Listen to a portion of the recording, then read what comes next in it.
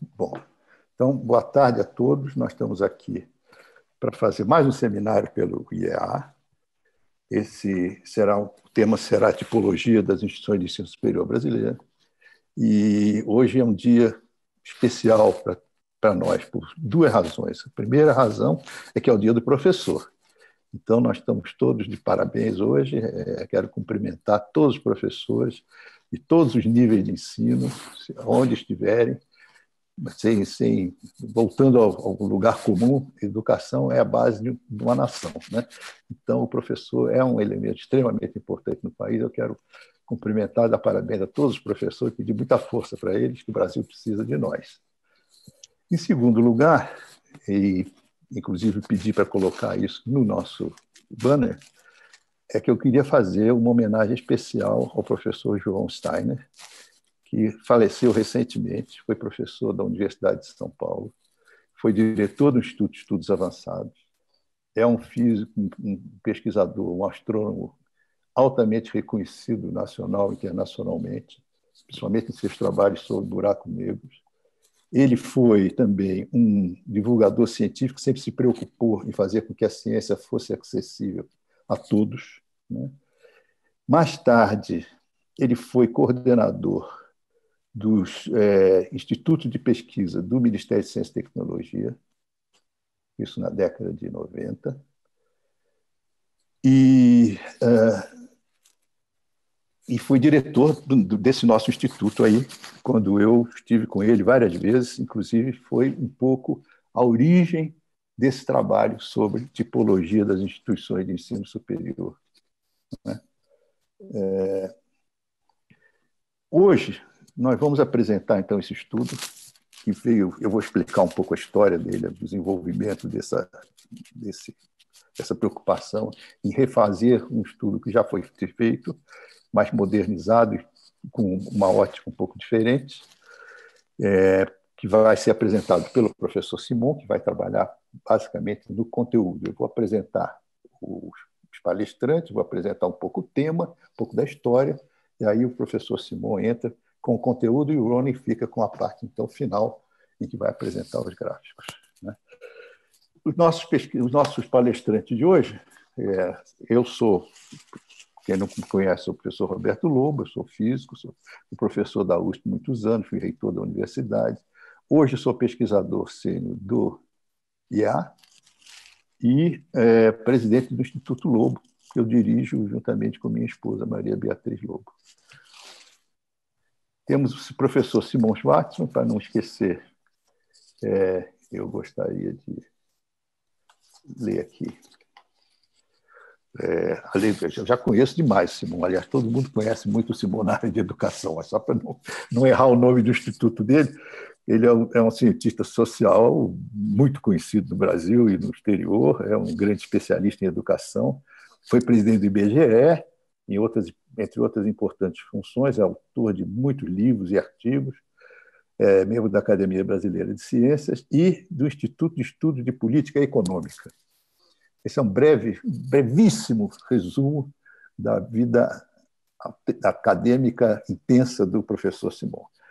O Ronnie ainda não é tão conhecido quanto o Simon. Quem sabe será um dia, né? Está começando agora, é novo. Ele é um pós-doutor que estava trabalhando na Politécnica com o professor José Roberto Cardoso. Ele é uma pessoa, é um engenheiro, é especializado em desenvolvimento de aplicativos, tem muita experiência com métodos numéricos e métodos de otimização e teve um trabalho muito interessante nesse nosso estudo e num estudo outro que nós estamos fazendo para o futuro sobre agrupamento de instituições, agrupamento a partir de indicadores, agrupamento de organizações, agrupamento de qualquer setor, né? Mostrando suas afinidades a partir de cálculo de variâncias e métodos estatísticos sofisticados, métodos digitais. Então, ele vai apresentar isso mais tarde.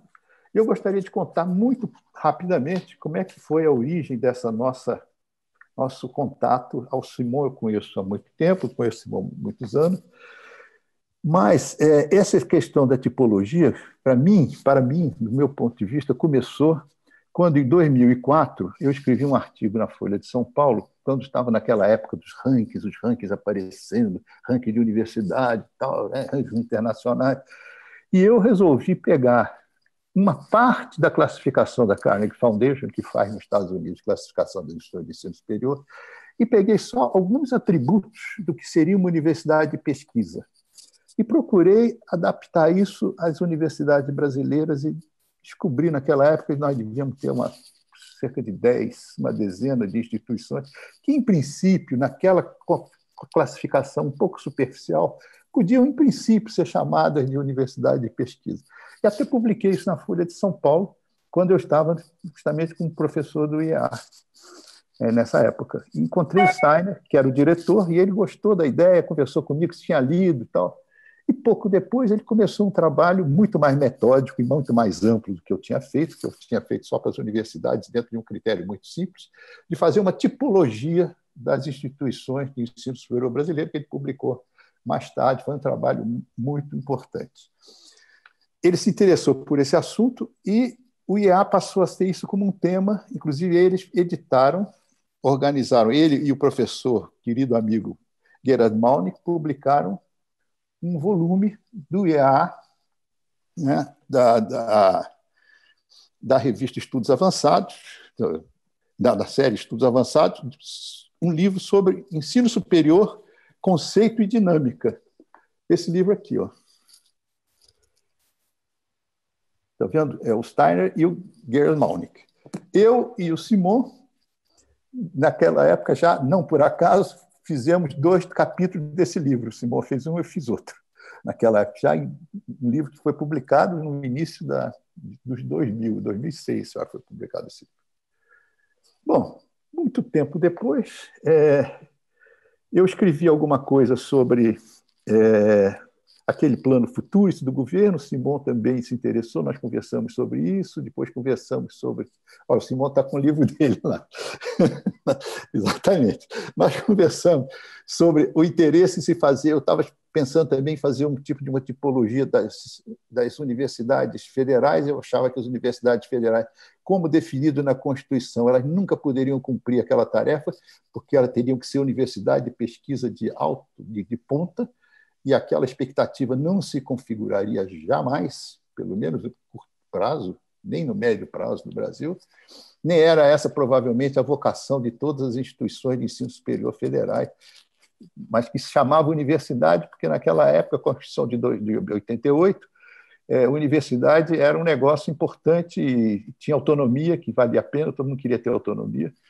E as universidades acabaram tendo uma expectativa falsa, extremamente exigente, que elas não podiam cumprir, e que, no entanto, algumas universidades federais, em algumas regiões do Brasil, estavam cumprindo uma tarefa importante, que era se associar à comunidade, tentar resolver problemas locais, tentar fazer tese de dissertações de mestrado voltada a problemas locais. Então, eu digo, há coisas importantes que as universidades podem fazer, sem precisar necessariamente cumprir a missão de ser uma universidade que tem de forma indissociável pesquisa, ensino e educação, ensino e extensão.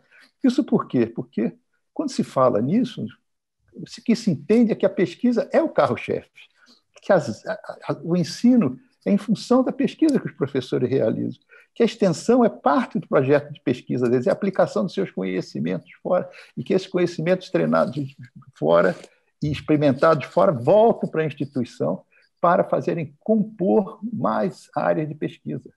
Então, a pesquisa é como a Universidade de Louvain tem na sua missão, a Universidade de Louvain na Bélgica, tudo é em função da pesquisa, numa universidade que é uma universidade de pesquisa tradicional, no sentido estrito.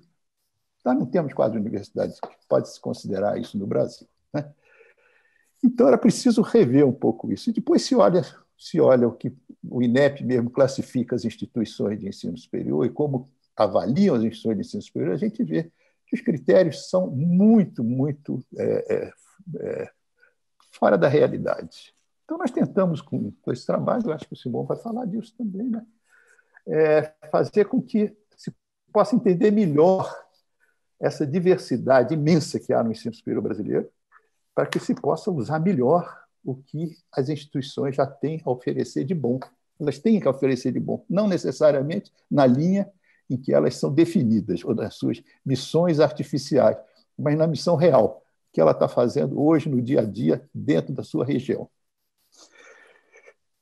E por que a gente se entusiasmou por esse trabalho? Não é só porque era preciso rever isso, rever até os critérios nacionais de avaliação e classificação, mas que muita coisa mudou de 2003, quando foi feito o trabalho do Steiner, para 2018, quando nós fizemos os dados, coletamos os dados para o nosso trabalho. Foram 15 anos em que coisas incríveis aconteceram, mudou muito o ensino superior brasileiro. As instituições particulares de grande porte entraram fortemente no mercado, mudou o ensino à distância, tomou um porte incrivelmente explosivo, né, diante do que era 15 anos atrás. Até o número de alunos por professor no sistema privado explodiu. E eu queria mostrar aqui, só para terminar, uma pequena tabela que mostra um pouco o que aconteceu nessa época. Então, só para dar um... Claro que Simão vai falar isso com muito mais profundidade e propriedade, mas só para dar uma ideia para vocês, olha o que aconteceu no Brasil em 2003, 2004, alguns simples dados para a gente ver o impacto das mudanças. Número de estudantes de matrículas presenciais, você vê que aumentou nessa época 64%. Já foi uma inclusão grande de gente no sistema. 64% em 15 anos é um número significativo. As matrículas da EAD, no entanto, aumentaram 4.000%. É uma coisa impressionante, né? Como a EAD entrou no ensino superior brasileiro. A relação entre EAD com o ensino presencial passou de 1,3% em 2003 para 32% em 2018. Essa aqui do setor privado aumentou 47.000%, quer dizer, praticamente não tinha, né? E passou a ser uma presença marcante, quando quase 50% dos cursos são dados em algumas instituições por EAD. A relação aluno-professor, de 2003 para 2018, no setor público ficou igual, 12 estudantes por professor, em média, e a relação aluno-professor nas universidades privadas aumentou 116%, passando para 41 alunos por professor no setor privado. Se nós formos ao setor particular, onde há as grandes redes de ensino, nós vamos ver que essa relação chega praticamente 1 para 100. Então, imaginar que uma universidade no Brasil, né, é entendida como universidade de pesquisa, uma universidade que tem centenas de milhares de estudantes, que faz metade do seu ensino à distância, que tem uma média de 100 alunos por professor, certamente não pode ser considerada como uma universidade de pesquisa do nível que se entende internacionalmente. Então, nós temos que rever isso tudo. Então, estou dando esses dados para mostrar como nós achamos que é importante rever essa questão da nossa tipologia das instituições de ensino superior, para que a gente possa ter um quadro mais realista da situação do ensino superior brasileiro, para poder fazer políticas que sejam compatíveis com as necessidades do país e com as necessidades das suas instituições. Então, eu vou encerrar por aqui e vou passar imediatamente a palavra para o Simão.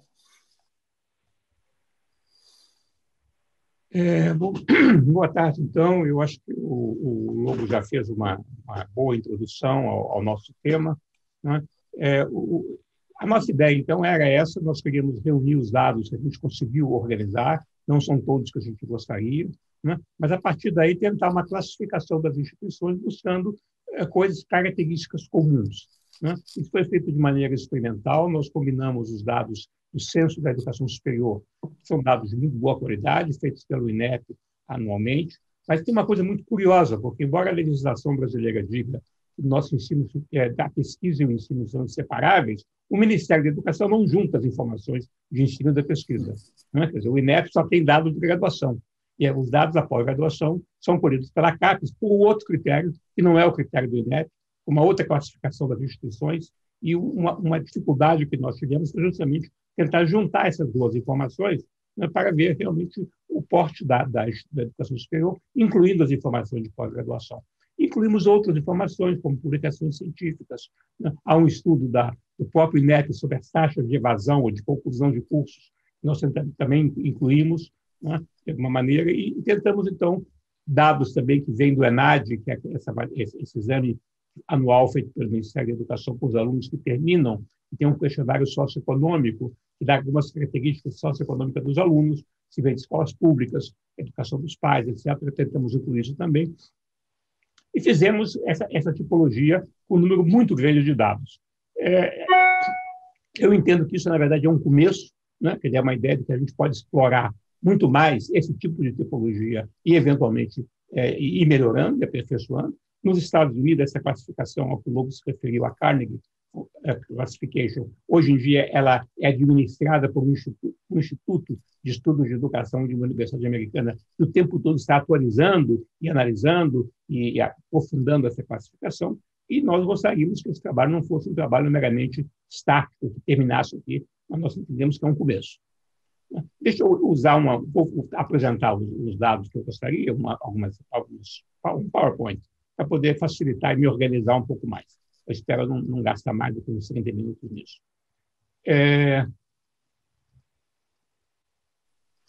Está bem?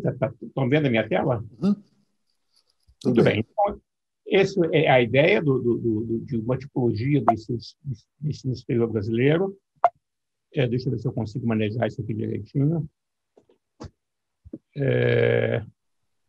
Então, por que uma tipologia? O Lobo já avançou um pouco nessa explicação. Não é? O primeiro ponto, o ensino superior brasileiro é extremamente diferenciado, que é essa definição de que todos são universidades ou aproximações com universidade não é verdade, que nós temos uma variedade muito grande. O segundo ponto é que isso cria uma situação muito opaca. A pessoa que entra para uma instituição, ela diz, eu vou fazer um curso de medicina, ou um curso de direito, mas ela pode ter uma instituição completamente diferente, dependendo de onde ela vai, que recurso que vai ter, como é que vai ser esse curso. No final, ela vai ter formalmente o mesmo diploma, mas, na verdade, o diploma pode significar coisa muito distinta do mercado de trabalho, né? E há um grande desperdício de recursos, né? Porque as instituições se propõem a fazer coisas que, às vezes, são instadas pela legislação a fazer coisas que elas não conseguem fazer. Né? E, com isso, então, os alunos abandonam, elas investem mais dinheiro em coisas que elas não vão conseguir fazer, etc. Então, uma boa classificação, uma boa tipologia, deveria permitir que as instituições identificassem com mais clareza as suas missões, elas identifiquem o que elas podem fazer bem, né? Que os estudantes saibam o que essas instituições onde estão entrando estão fazendo e as agências de governo também possam ter um sistema de avaliação que avalie as instituições, não comparando com o padrão da universidade de pesquisa, como é o atual sistema até hoje vigente no Ministério da Educação, mas em função do propósito que elas têm. Se uma instituição diz que eu estou atendendo, dando um ensino de qualidade básica para pessoas mais velhas que não têm tempo de estudar, precisam trabalhar, muito bem, isso é uma boa função. Está fazendo isso bem? As pessoas estão se beneficiando com isso? Né? Então, o outro vai dizer, não, nós estamos aqui fazendo pesquisa científica de alto nível. Muito bem, então, está fazendo isso bem, tem recurso para isso, etc. etc. Então, a tipologia tem esse objetivo. Né? Deixa eu avançar aqui. Esse é o exemplo da classificação de Carnegie. Deixa eu ver se, por alguma razão, está andando devagar aqui no meu slide, mas eles vão chegar.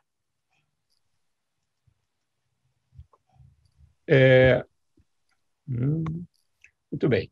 Essa é a classificação de Carnegie, que nós usamos como referência. A principal coisa que eles fazem é classificar as instituições pelo título que elas podem oferecer.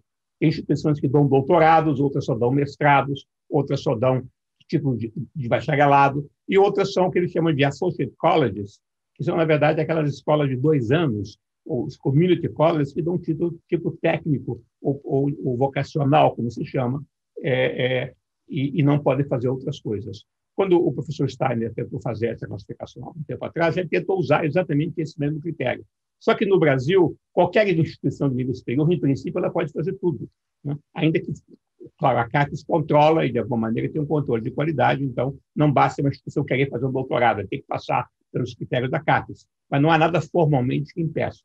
Né? Então, essa classificação, esse critério, para nós, ele não funciona. Mas, como vocês podem ver aqui por essa classificação norte-americana, somente cerca de 10% das instituições e menos de 40% dos alunos estão nos Estados Unidos, nas universidades que são intensivas, que têm programas de doutorado.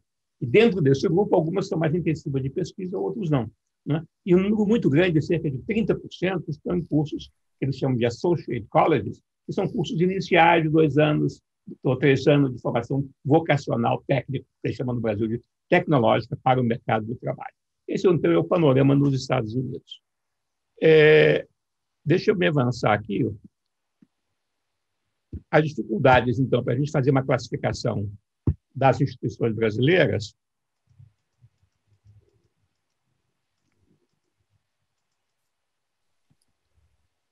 Então, no caso do americano, existe uma hierarquia das instituições, de acordo com os títulos que elas podem dar. No Brasil não tem, é mais achatado. Né?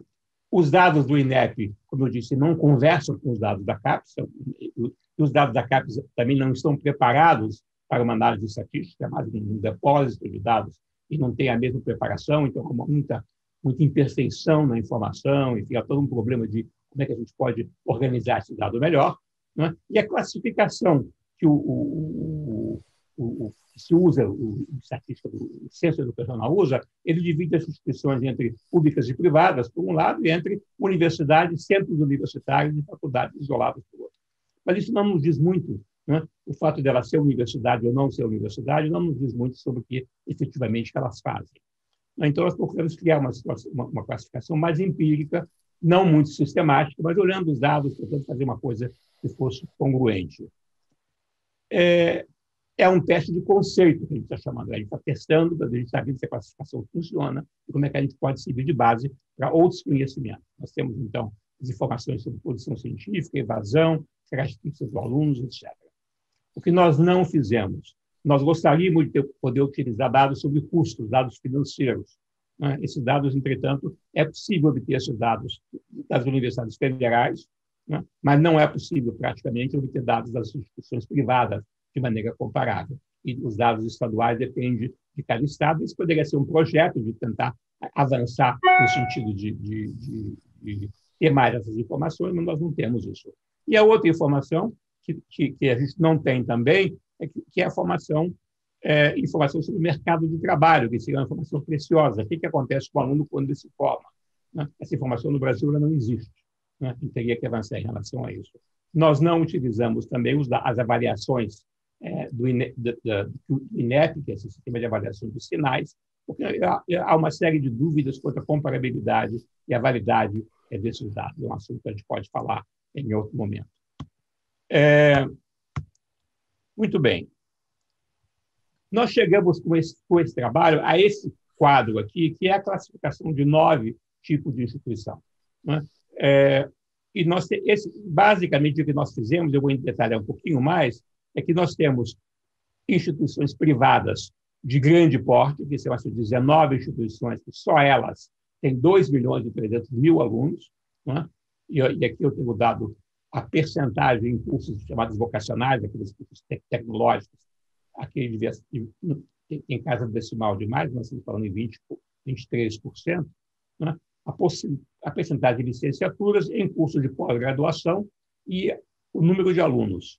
Né? Isso, então, nos dá essa classificação. São, em total, no Brasil, 2.580 instituições, contando as que estão na base de dados do INEP e as que estão na base de dados da CAPES. Como eu disse, tem algumas instituições da CAPES que não estão na base de dados do INEP.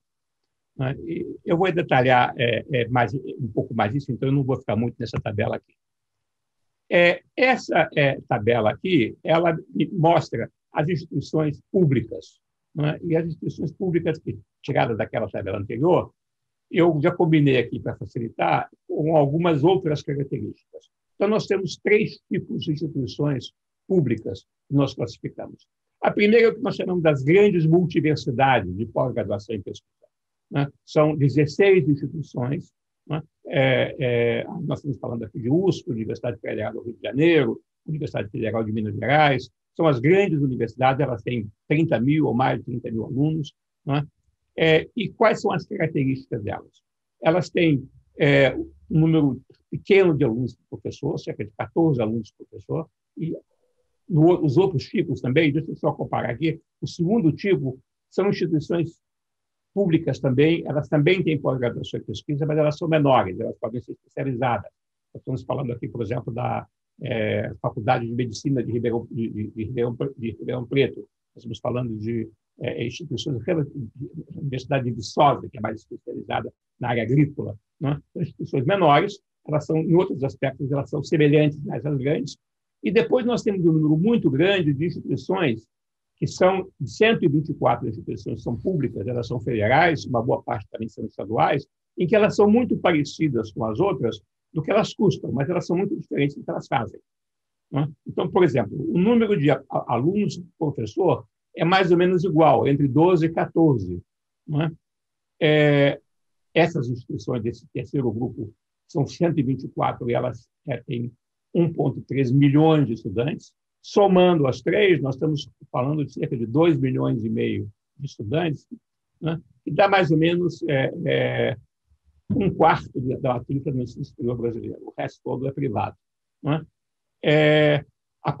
Quando eu comparo em termos de número de alunos em pós-graduação, aqui você vê a grande diferença, porque esses dois grupos primeiros, cerca de 20% ou 25% dos alunos estão em curso de pós-graduação. E nas outras somente 6% ou 7%. Esse dado é um dado relativamente novo, porque a base de dados do INEP não tem informação sobre pós-graduação, você não conseguia ver isso. Quando a gente juntou, isso aparece. O número de professores doutores supõe que na universidade hoje em dia no Brasil todos os professores têm que ser doutores. E, de fato, nos dois primeiros grupos, mais de 80% têm título de doutor. Mas nas outras públicas, que não são essas, não chega a 60%. Né? Quando eu olho o regime de trabalho dos professores, é mais ou menos da ordem de 90% nos três casos. Então, vocês veem a diferença. Essas instituições do terceiro grupo, elas não têm professores com a mesma titulação, elas não dão curso de pós-graduação com a mesma intensidade. Se eu olhar aqui o dado sobre publicações por professor, publicações nessas bases de dados internacionais que nós usamos para olhar, elas têm um nível muito mais baixo de publicações, mas elas continuam contratando seus professores em tempo integral e elas têm um número muito pequeno de alguns professores relativamente. Se eu olho o outro dado, que é quantos alunos estão em atividade nas áreas de ciências sociais e humanidades, né, de administração, enfim, todas essas áreas mais sociais aplicadas, nessas pequenas universidades menores, públicas, mais especializadas, estamos falando de 35%, nas outras grandes é mais ou menos metade, e nessas é mais de 50%. Idade média dos alunos são alunos relativamente jovens, 20%, 25%, essa um pouquinho mais velha aqui das outras, desse terceiro grupo. Alunos provenientes de escolas públicas, que é o indicador de posição socioeconômica dos alunos, né, essas instituições do terceiro grupo têm uma proporção maior de alunos de escolas públicas do que as demais. E a taxa de conclusão após 8 anos, esse é o dado que o INEP elaborou, né, ele segue os alunos e ele fez o segmento durante 6 anos, nós acrescentamos o dado adicional do censo do ensino superior para os 2 anos seguintes, e nós chegamos a esse número, quer dizer, no Brasil como um todo, cerca de metade dos alunos que entram no nível superior não terminam o curso. É um dado que eu não conhecia e eu fiquei muito impressionado com essa informação, né? E a gente olhando aqui nessa tabela, a gente vai ver que nas universidades, nas grandes universidades, a proporção é um pouco melhor, nós estamos falando de 55%, e nessas outras universidades públicas de ensino, nós estamos falando de uma taxa de abandono de quase 60%, ou seja, pouco mais de 40% terminam.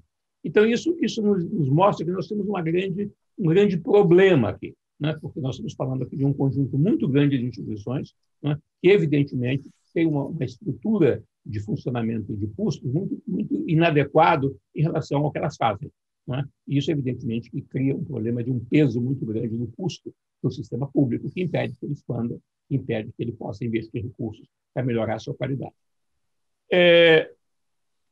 Deixa eu avançar aqui. Essa é a tipologia das instituições privadas. Nós aqui criamos essa classificação com 4 grandes grupos. O primeiro grupo são as instituições de grande porte, são essas instituições tipo Croton, Estácio, né? São instituições gigantescas, em geral, elas têm campos espalhados pelo Brasil inteiro. No passado, essas instituições, a maior parte dos alunos eram cursos noturnos, mas elas se moveram rapidamente para a educação à distância, né? Nós temos um grupo de instituições relativamente pequeno que a gente tentou identificar, que são instituições privadas diferenciadas. Elas são, aqui nesse grupo entram as PUCs, por exemplo, as católicas, a Mackenzie, entram instituições, universidades comunitárias, né? São instituições, em geral, que não são fins de lucro, né? E que elas procuram ter uma vocação mais de pesquisa, mais de envolvimento, uma agenda, seja regional, seja até religiosa, né? Mas elas não são simplesmente comerciais como essa do primeiro grupo. Esse primeiro grupo são empresas que têm ações na Bolsa, né? São grandes empresas de venda de serviços educativos. Não é isso que elas são. Aqui nós estamos falando de instituições que se aproximam mais à ideia da universidade. Nós temos 225 universidades e centros que têm status universitário. O conceito de centro universitário e universidade é muito parecido, né? Supõe que elas dão a diferença que os centros não têm muita pesquisa, mas as duas deveriam estar fazendo educação de boa qualidade e ter autonomia para criar cursos, criar vagas, etc. Né? Nós temos 225 instituições com 1.600.000 alunos, e nós temos um grande número de faculdades isoladas espalhadas pelo Brasil. Pequenas faculdades, um curso, 2 cursos, 200 alunos, 500 alunos, né? E ainda, hoje em dia, cerca de quase 3 milhões das matrículas do Brasil estão nesses cursos. Quando eu comparo esses 4 tipos de instituições, eu poderia comparar também com as públicas, mas para não complicar a tabela, não coloquei aqui. Primeiro, porcentagem de alunos em curso de graduação. Esse grupo das diferenciadas é um pouquinho maior, 5%. Elas fazem alguma pós-graduação. Nada comparável com as públicas, mas fazem alguma coisa. As outras não fazem. As outras nós estamos falando com menos de 1%. Teoricamente, as universidades privadas deveriam ter pós-graduação, uma exigência do MEC. Então, elas fazem lá um cursinho, né? Mas não há empenho, não há investimento, não é uma coisa importante. Não é? Aluno de ciências sociais e humanidades é a grande maioria. 2/3 dos alunos ou mais estão nessas áreas. As outras áreas, a gente poderia pensar a área de saúde, a área das ciências, a área de tecnologia, engenharia, né? Elas ficam grande parte por conta das públicas. Né? Alunos em cursos noturnos ou à distância, que eu juntei as duas categorias, nós estamos falando entre 60% e 90% dos alunos. Né? Quer dizer, e se eu olhar mais embaixo a idade dos alunos, eu estou falando em alunos de mais de 25 até 30 anos de idade. Esse grupo aqui, o último, são 30 anos de idade. Então, nós estamos falando aqui de um público realmente mais velho, um público que trabalha, que não teve condições de entrar nas universidades públicas, porque não passou no sistema de seleção do ENAD, né? E não teria essa condição de estudar em tempo integral. Né? As taxas de conclusão são muito baixas, nós estamos falando em 40% ou menos de alunos que terminam os seus cursos. Né? A proveniência dos alunos de escola pública é alta, de novo a indicação que são alunos de posição social relativamente mais baixa, e o número de alunos por docentes, como o Lobo já tinha mencionado antes, nessas grandes instituições, né, de ensino basicamente à distância, eles estão falando mais de 100 alunos. Né? Você tem aqui um ensino em massa, usando polos, né, de disseminação, de difusão de educação à distância, em grande parte, e então, com isso, eles poupam o custo principal de uma instituição de ensino superior, que é o professor. As outras não é tanto assim, mas nós estamos falando aqui em 20 alunos por professor, muito diferente dos 12 ou 14 das universidades públicas. Né? Então, vocês veem que nós temos aqui também uma grande diferença. Né? Quer dizer, essas instituições diferenciadas, de alguma maneira, elas tendem a se aproximar desse modelo da pesquisa né, que algumas instituições públicas também têm, mas elas estão longe disso. E elas são bem minoritárias, ou seja, no setor público, nós estamos falando aqui de 660 mil estudantes, né, comparado com 2 milhões e 300 do primeiro grupo e 2 milhões e 700 do outro. O que se diria que, basicamente, o que nós temos aqui são instituições que fazem ensino, elas não fazem outra coisa. E o ensino tem uma qualidade que a gente sabe que não é questão de ser bom ou ruim, quer dizer, porque depende muito do aluno que elas recebem. Quer dizer, uma instituição que recebe alunos mais velhos, que vieram uma má formação da escola média, né, e que precisam trabalhar, né, o que ela pode oferecer para eles? Ela tenta oferecer um nível muito alto de formação, com muitas exigências, em vez de ter uma taxa de abandono de 60%, ela vai ter uma taxa de abandono de 80%. Né? Ninguém vai ficar. Então, elas têm que se adaptar a esse aluno. Mas elas estão fazendo isso bem? Elas estão dando alguma coisa que é útil para o aluno? A gente não sabe. A gente não tem essa informação direito. Mas precisaria saber. Né? Porque não se trata de dizer, bom, essas instituições não prestam porque elas não fazem o que faz a USP. Elas não são a USP. Elas fazem outra coisa. Elas têm outro papel. E elas poderiam desempenhar bem esse papel. Mas a questão é saber elas estão desempenhando, como é que é isso, e a sociedade está informada. Quando o aluno diz, eu não consegui entrar na USP, vou entrar nesse Estado de Sal ou na Unip, ele tem que saber o que ele vai encontrar pelo caminho. E hoje em dia essa informação não é uma informação muito, muito clara. O que a gente aprendeu quando nós fizemos essa tipologia? Em primeiro lugar, então, no setor público nós temos esses 3 tipos de instituições, as multiversidades, que estou chamando, as grandes universidades, né, que fazem um pouco de tudo e tem uma parte importante de pós-graduação e de pesquisa, né? Tem as outras especializadas e o grande número que predomina de instituições que têm os custos, a estrutura da universidade de pesquisa, mas, na verdade, o que elas fazem é o ensino. No setor privado, nós temos essa distribuição entre as grandes empresas que estão na Bolsa de Valores, né, que usam alta tecnologia para dar educação à distância a um custo mínimo. Nós temos um número pequeno de um setor público-privado diferenciado, né, mas que fica meio que comprimido entre os outros. E depois nós temos um grande número de instituições, seja tendo status universitário ou não, que são instituições basicamente de ensino de uma qualidade padrão nas áreas das ciências sociais predominantemente. O setor público ele atende a uma população mais jovem de melhor condição social. Né? Esse dado é interessante porque no passado havia uma ideia, bom, os alunos de classe alta vão para as universidades públicas, porque passam nos vestibulares, e os pobres vão para as privadas. Isso se dizia muito. Né? Quando você olha a distribuição da condição socioeconômica dos alunos hoje em dia no setor público e privado, não há muita diferença, é mais ou menos parecido, porque você tem instituições de todo tipo nos 2 setores. Mas, na média, olhando esses dados sobre se vem de escola pública ou não, tem um dado de cor também, se é negro ou se é branco, tem o dado enfim, outros dados desse tipo, a educação do pai, que daria para olhar também, você verifica que, de fato, o setor público ainda atende predominantemente alunos de uma condição social melhor.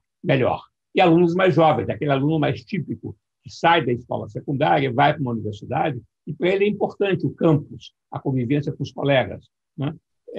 E os outros já são pessoas mais velhas, estão trabalhando, tem outro tipo de vida, e para essas pessoas elas precisam adquirir uma competência, elas precisam adquirir conhecimento, mas a ideia do campus, da convivência, do espaço físico, etc., não tem o mesmo papel.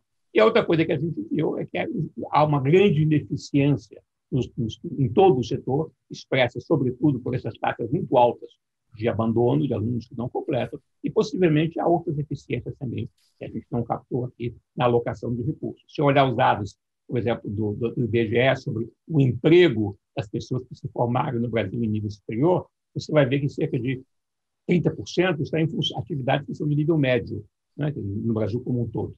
Né? Quer dizer, muita gente termina na universidade e vai para uma atividade, uma ocupação que, na verdade, não requer um título de nível superior. Deixa eu avançar um pouquinho aqui. Como é que eu faço isso? O que ficou faltando nessa tipologia que eu não mencionei? Que eu tinha falado desse tipo, vários tipos. Eu não mencionei 2 tipos que são muito importantes. O primeiro tipo é o tipo da educação técnica, eu chamo de vocacional. No Brasil, a gente usa a palavra tecnológico para se referir a esses cursos de curta duração. É uma palavra inadequada, porque a grande maioria desses cursos são de serviço, não tem tecnologia. Né? Mas é uma tecnologia, um termo que já vem das FATECs de São Paulo, que foram pensadas no passado como escola de formação de técnicos de superiores, né, de nível intermediário, né? Então se chama no Brasil de tecnológico. E aí são muito poucos. Né? Nós temos mais ou menos 1 milhão de estudantes no Brasil inteiro que estão nesse nível, sobretudo no setor privado. E nós temos um pequeno grupo de instituições, como a própria Sistema Paula Souza, que dão uma formação, que são dedicadas a isso, que fazem disso o seu tema. Né? Mas, por exemplo, os institutos federais de ciência e tecnologia, que eram antigas escolas técnicas de nível médio, que adquiriram o status universitário, elas não fazem isso. Né? Elas dão, por um lado, continuam dando cursos de nível médio, chamados técnicos, e elas dão cursos de licenciatura ou de bacharelado. Então, comparando com os Estados Unidos, em que 20% a 30% dos estudantes estão nesse tipo de curso, o Brasil não tem um sistema de atendimento a esse curso, e o que tem é o setor privado que entra. O setor público, fora o sistema Paula Souza em São Paulo, praticamente nunca se dispôs a dar esse atendimento, que deveria ser um atendimento muito importante para a grande maioria desses alunos que acabam entrando para o ensino exterior, abandonando, porque o ensino é inadequado para eles, porque eles não têm o perfil, não têm condições de seguir. Não é? O outro grupo que eu não coloquei aqui, mas que aparece quando você olha os dados da CAPES, é uma rede bastante significativa de pequenas instituições dedicadas à pós-graduação e à pesquisa, que praticamente não tem curso de pós-graduação. Né? Nós estamos falando aqui do INPA, os institutos do CNPq, alguns institutos de alguns governos estaduais, como o próprio São Paulo, o Instituto Biológico, enfim. Existe uma rede de instituições que são instituições de pós-graduação, algumas importantes, algumas de boa qualidade, né? E isso, quando eu olho os dados da CAPES, eu consigo enxergar, mas quando eu olho os dados do Ministério da Educação como um todo, eles desaparecem. Na nossa tipologia, nós damos algumas informações sobre essas instituições. E depois tem todo um segmento que não aparece em lugar nenhum, que são os cursos de especialização e os MBAs. Né? Esse dado aparece quando eu olho as estatísticas do IBGE, onde o IBGE pergunta o que você está estudando, qual é o nível que você está estudando. Nós estamos falando aqui em quase 1 milhão de pessoas que se declaram fazendo curso de especialização ou MBA. Né? E esse dado simplesmente ele não é computado, porque não, é o que o Ministério da Educação chama de curso de lato sensu. Né? É um setor importante, né? É muito grande, há uma grande demanda, há um grande mercado para esse tipo de coisa, e ele simplesmente escapa da percepção da antena, digamos, das agências governamentais na área de educação. Talvez por isso mesmo que eles estejam florescendo, digamos, porque estão livres da regulamentação.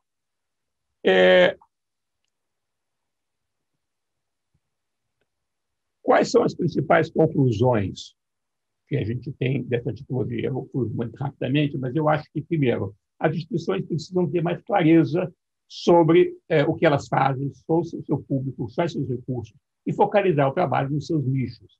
Se a gente tiver isso de maneira mais explícita, né, se a população estiver informada, se as próprias instituições estiverem informadas, porque as instituições também não sabem. Elas têm demandas muito diferentes, elas têm que obedecer a normas, regulações, o Ministério da Educação faz exigências. Né? Existe todo um sistema que elas, às vezes, ficam confusas com essa missão. E você poderia ter isso muito mais claro. E você deveria ter um sistema de avaliação das instituições de ensino superior que avaliasse as instituições pelo que elas se propõem a fazer, pelos seus nichos.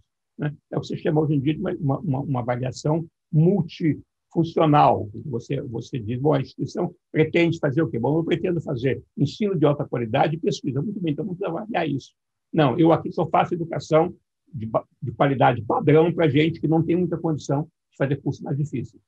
Então, vamos avaliar isso. Né? Você tem que ter um sistema de avaliação que olhe o que as instituições podem fazer e pretendem fazer, e não que usem um critério único que depois tentem impor a todo esse sistema extremamente diferenciado, extremamente complexo, o mesmo critério. Com isso, você não enxerga o que está acontecendo. Né? Existem alguns indicadores importantes que a gente não tem.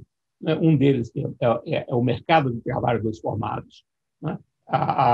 Hoje em dia já existem informações em algumas bases de dados, como o CAGED, que é o dado sobre emprego do pessoal do mercado de trabalho formal. Enfim, existem várias bases de dados que dá para unificar com os dados do do INEP, né, e acompanhar os alunos, né, mas você precisaria identificar a cada pessoa nas diversas bases de dados pelo CPF.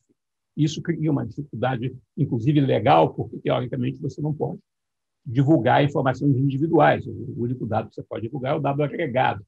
Então, se você quiser fazer um projeto comparando esses dados, você tem que ter uma licença especial, ir para uma sala especial com alta segurança, ou no INEP, ou em algum lugar em Brasília, né? E é um processo muito difícil, muito complicado, né? E outros países fazem de outra maneira. No Chile, por exemplo, a área do Tesouro, a equivalente à Secretaria do Tesouro, do Imposto de Renda, publica dados desagregados, não a nível individual, mas, né, por instituição, sobre o nível de renda dos alunos que saem do ensino superior. Dá para fazer isso, mas no Brasil nós não temos. Então, nós ficamos às cegas do ponto de vista de o que fazem efetivamente os alunos depois de formados. Né? O outro dado é o dado sobre custos. Né? Como eu disse, o dado orçamentário das universidades federais existe, está disponível, mas outros ingressos de projetos, de convênios, os recursos que vêm pelas fundações de direito privado que muitas universidades têm, tudo isso não se vê. Né? E o setor privado tem as regras do setor privado, você não sabe, na verdade. Né? A gente sabe que o setor privado no Brasil ele cresceu enormemente na década, até a crise econômica de 2015, ele foi crescendo basicamente mediante subsídios públicos na forma do crédito educativo, do sistema de financiamento da educação, né? Um empréstimo pagando a unidade dos alunos com o dinheiro da Caixa Econômica, que supostamente o aluno deveria pagar, mas se não pagar também não acontece nada. Né? Mas a gente não sabe qual é o balanço, quanto desse dinheiro deveria servir um propósito nobre, que é permitir que mais gente continuasse estudando, e se transformaram em lucros e dividendos para grandes empresas. Eu não vejo nada errado que a empresa venda um bom serviço, né? Mas eu acho que está bem. Mas ela tem que dizer quanto ela está ganhando, e principalmente se ela estiver usando recursos públicos. Né? Se ela não usa recursos públicos, é o problema dela e do aluno que resolva pagar. Mas se ela está sendo financiada, seja por empréstimo, seja por um programa como o ProUni, né? que dá isenção fiscal, né? Se ela está se beneficiando dos recursos públicos, ela tem que ter transparência em termos de como é que ela administra os recursos e quanto ela custa para o aluno e para a sociedade. Né? E eu acho que a gente deveria ter um sistema regular, transformar essa tipologia, esse exercício que nós fizemos, em algo semelhante ao que tem com a classificação Carnegie nos Estados Unidos. A gente pudesse ir acompanhando, trazendo novos indicadores, eventualmente mudando a classificação, porque essa classificação inicial ela pode ser imprópria em vários aspectos, né? E com isso ter uma maneira de de devolver para a sociedade um quadro, uma imagem mais nítida de como é que está o ensino superior brasileiro e como é que ele tem evoluído e como é que ele está evoluindo. Eu acho que basicamente é isso, são os pontos principais. Nós, nesse trabalho, mexemos com muitos dados, nós temos uma quantidade muito grande de tabelas, mas não há como apresentar isso aqui. Eu acho que os pontos principais são esses. Obrigado, Simão. Muito bom. Eu vou passar para o Rooney, e eu só queria fazer 2 rápidos comentários. Vai haver um trabalho que nós já escrevemos, com eu, Simão e o Rooney, que já encaminhamos para a revista Ensino Superior. Eles já analisaram e parece que deve sair no ano que vem, exatamente sobre esse tema da tipologia. É o artigo de base para a apresentação que nós estamos fazendo. E um outro comentário muito rápido que quero fazer é que há muitos anos eu me preocupo com essa questão da eficiência do ensino superior e as taxas de evasão. Nós não tínhamos dados do INEP muito bem montados antigamente, nós não tínhamos a forma, como condições de acompanhar isso, então nós tínhamos cálculos assim mais ou menos aproximados, mas já naquela época nós imaginávamos que tivesse na ordem de 50%. E agora esses novos dados do INEP, que são acompanhamentos do coorte mesmo, tem muito mais precisão, vieram a confirmar essa preocupação que nós tínhamos já há muito tempo de que a eficiência do nosso ensino superior ainda é muito baixa, né? Em praticamente todos os setores. Mesmo o setor público, que tem uma eficiência maior, ainda assim poderia provavelmente melhorar bastante. Quero passar a palavra para o Rooney, porque nós estamos assim com o tempo meio premente. E, Rooney, você está preparado assim para ser rapidíssimo? dar início é somente a visualização dessa informação. Vocês devem ter visto várias e várias tabelas, né? E a maioria dos dados que nós trabalhamos são tabelas. E é difícil você ter algum insight, às vezes, de uma tabela muito grande. Então, o que eu queria falar aqui brevemente são algumas estratégias para visualizar essa informação para ter alguma conclusão interessante.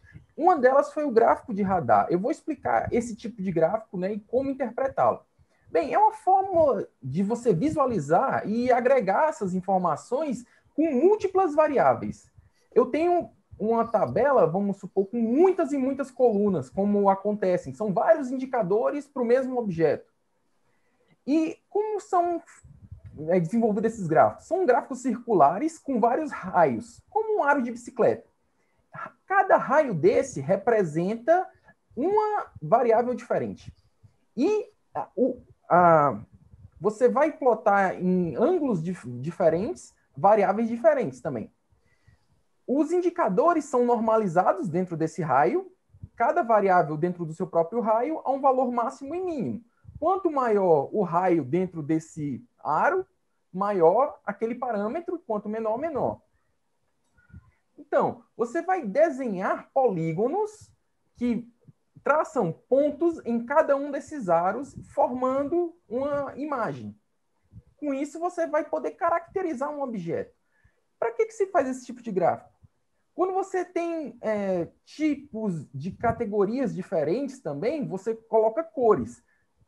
Por exemplo, eu tenho 2 gráficos onde cada cor representa um objeto diferente. Por exemplo, um grupo distinto. As universidades públicas, as universidades privadas de grande porte, você pode gerar 2 figuras simultâneas e com cores diferentes para poder visualizar bem a informação. Com isso, você consegue identificar pontos fortes, pontos fracos. E também, uma coisa interessante, são diferentes estratégias adotadas. E um exemplo não utilizado no trabalho, mas para vocês verem aplicações práticas desse tipo de gráfico. Nos esportes. Isso aqui é um gráfico radar de várias características. Aqui é do Golden State Warriors, um time de basquete. Esse tipo de gráfico, né, estatística com múltiplas variáveis, é muito utilizado nos esportes. Você gera uma bateria de gráficos desse para você ver o desempenho de determinado atleta ou time. Então, atleta ou time. Nós aqui estamos vendo grupos, né? Seria o desempenho da universidade, do grupo daquela universidade, mas também aplicado a nível da instituição, como poderia ser aplicado ao nível de um atleta específico. Cada um dos parâmetros vai formar esse polígono. Bem, vamos mostrar essas figuras, um resumo das tabelas com as principais características para o trabalho aqui apresentado. O primeiro vem em recursos pedagógicos e características dos professores. Se os professores Lobo e Simon quiserem fazer algum comentário adicional, também podem ficar à vontade. Esse primeiro gráfico, né, ele vai mostrar diversos parâmetros, não todos, porque ficou muita informação. Somente para alguns grupos específicos. No caso aqui, 4 dos 9 grupos. Esses grupos foram escolhidos por critério de diferença, né, de maior variância também. Então, filtrando essa informação para colocar somente o que é pertinente visualmente para poder ter alguma clareza nessa informação. Um comentário breve que dá para ver é que o abismo em relação a alunos por docentes, quando você olha em instituições privadas de grande porte, como o professor Simon comentou, você tem mais de 100 alunos por docente, para uma instituição pública, onde você tem 10, 12 alunos por docente. Então, você vê esse abismo realmente entre esses raios aqui. É interessante que, diferente da maioria das tabelas, esses valores estão normalizados de 0 a 100%. Então, esses quadrantes onde os grupos estão ilustrados também mostram as estratégias que uma instituição está usando, vamos supor. Tem muito aluno por docente, muito aluno por técnico, né? Mas ela tem poucos professores doutores, poucos professores de dedicação exclusiva. Você vê mais ou menos como essa instituição se comporta, né? Como instituições desse grupo se comportam. Isso aqui é um exemplo ilustrativo. Aqui, outro tipo de gráfico foi para pós-graduação. Também, os grupos e as variáveis analisadas foram escolhidas para gerar uma figura limpa, né, sem muita informação. Você consegue ver que na pós-graduação ela se concentra mais nesse grupo verde, né, o total de alunos, que são universidades de grande porte e pós-graduação alta, como o próprio nome já diz. Muitos cursos em programas de doutorado, poucos, né, cursos profissionais nessas instituições, né, como você pode ver aqui. E essa estratégia é totalmente oposta a essa estratégia desse grupo azul, por exemplo, né? Então, analisando os quadrantes e a localização desses aros, você pode observar o comportamento da instituição em referido quesito. Distribuição de alunos de pós-graduação por áreas de conhecimento. Outra figura aqui, né, onde mostra a área de saúde, humanas, exatas, para vários grupos, né? Não todos, mas grupos selecionados. Você pode observar que também comportamentos bem distintos. E isso tudo, essa coletânea de informações está no artigo, para poder a pessoa ter algum entendimento melhor de tantos números, né, tantas tabelas. E a ideia é essa, de você visualmente distinguir perfis diferentes. Por uma tabela, principalmente quando os números não estão normalizados, fica difícil. Mas olhando uma figura com valores normalizados, esse 100%, por exemplo, é de todos os grupos. De todos os grupos, esse aqui tem um valor máximo. Então, você consegue comparar as linhas da tabela de uma maneira bem eficiente. É uma breve colocação nesse trabalho, isso aqui foi algo suplementar, mas isso aqui está sendo muito importante para outros desenvolvimentos paralelos que também estamos fazendo. Muito bom, muito bom. Eu queria agradecer os dois, mas antes, há uma pergunta que chegou, perguntando o que fazer com aquelas instituições que são públicas, que são essencialmente de ensino, que têm custo altíssimo, evasão elevada e que, de fato, estão muito fora do que se poderia considerar um desempenho normal, porque elas têm de infraestrutura e custo. A pergunta veio para mim, mas eu passo para todos. Mas a minha resposta seria a seguinte: tem que ser revisto.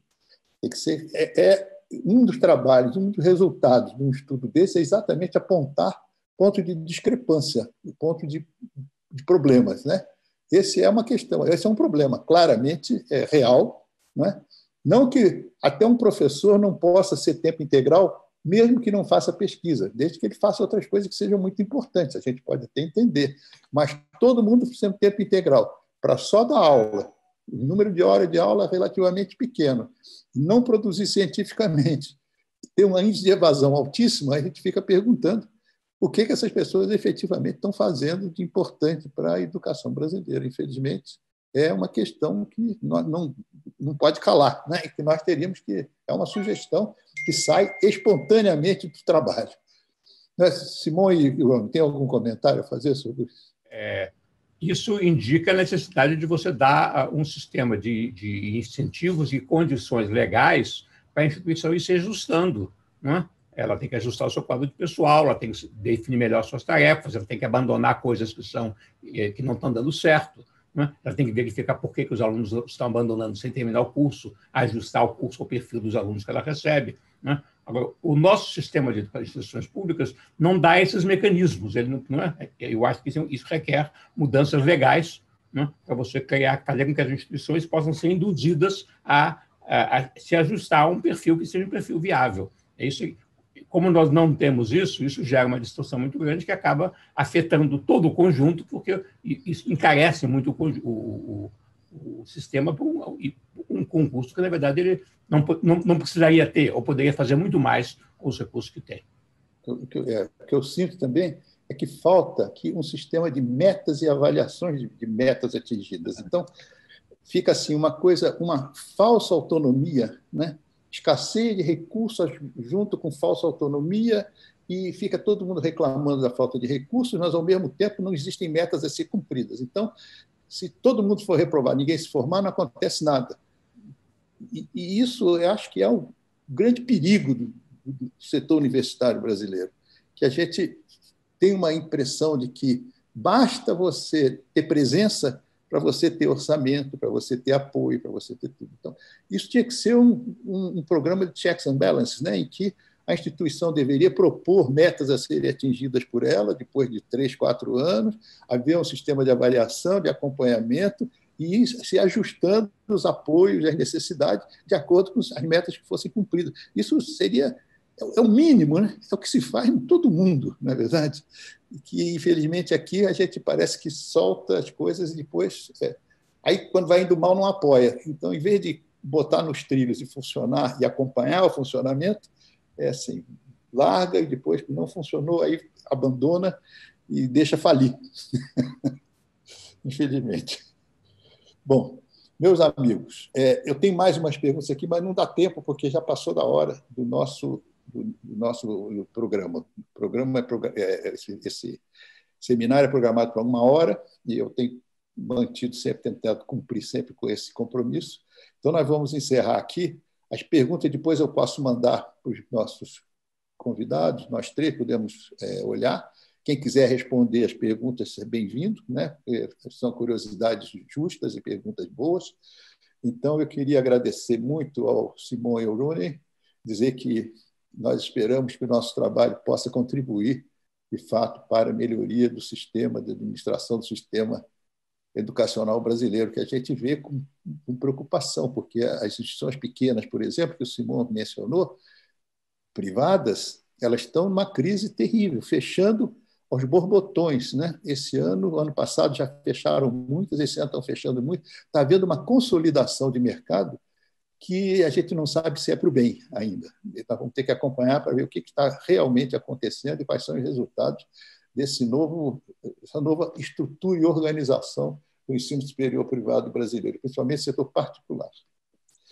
Então, eu queria muito agradecer aos palestrantes, agradecer ao IA por ter aberto esse espaço para nós, desejar a todos um ótimo dia e, mais uma vez, dar os parabéns à nossa profissão, aos nossos professores, que merecem todo o nosso apoio. Obrigado, um abraço.